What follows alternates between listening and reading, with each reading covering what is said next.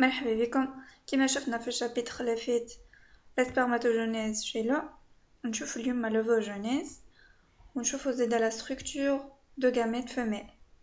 Donc أول étape تبدأ pendant la vie fœtale يعني قبل la naissance, c'est la multiplication des cellules souches appelées ovogonie. Ces cellules vont se multiplier par mitose jusqu'à aboutir à un stock bien déterminé de 7 millions à peu près. Ces ovogonies vont ensuite augmenter de volume et prennent le nom d'ovocyte 1 qui va commencer la première phase de la méiose et se bloquer en prophase 1. Pendant l'enfance, ici il n'est pas schématisé, il y aura une dégénérescence de plusieurs ovocytes et on aboutira à la puberté avec à peu près 300 000 ovocytes 1. Après la puberté, on assiste de façon cyclique, yani chaque mois, à une phase de croissance ovocytaire où son volume augmente considérablement de 3 à 4 fois. Et puis, avant la date prévue d'ovulation de quelques heures, la maturation se déclenche de nouveau, aboutissant à la formation d'un ovocyte 2, bloqué en métaphase 2, et un premier globule polaire. Toutes ces étapes sont localisées dans l'ovaire. Puis cet ovocyte 2 rejoint les trompes utérines, où deux cas sont possibles. Soit il y a une fécondation, alors la méiose s'achève en formant un ovule et un deuxième globule polaire.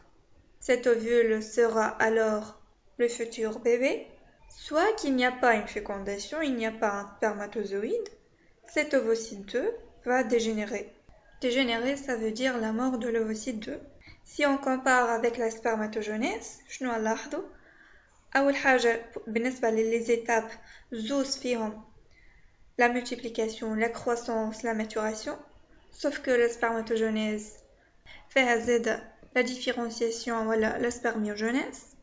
بالنسبة la spermatogenèse, c'est un phénomène continu de 74 jours, alors que بالنسبة l'ovogenèse كما شفنا, la multiplication commence pendant la vie fœtale et puis ça s'arrête pour se continuer après la puberté. Donc c'est un phénomène discontinu. Et puis une autre différence, spermatogenèse, on aboutit dans la phase de maturation à la formation de deux spermatocytes 2 ou de deux spermatides.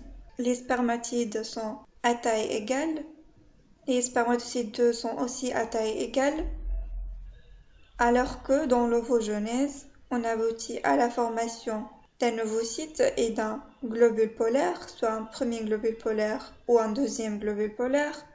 La taille est très différente, elles sont inégales. Ces deux globules polaires vont dégénérer. Donc, شوفوا توا la structure de cet ovocyte 2. Il va quitter l'ovaire vers les trompes et soit il va dégénérer, soit il y a une fécondation et il va achever sa maturation. Alors voici notre gamète. Ici on a le cytoplasme.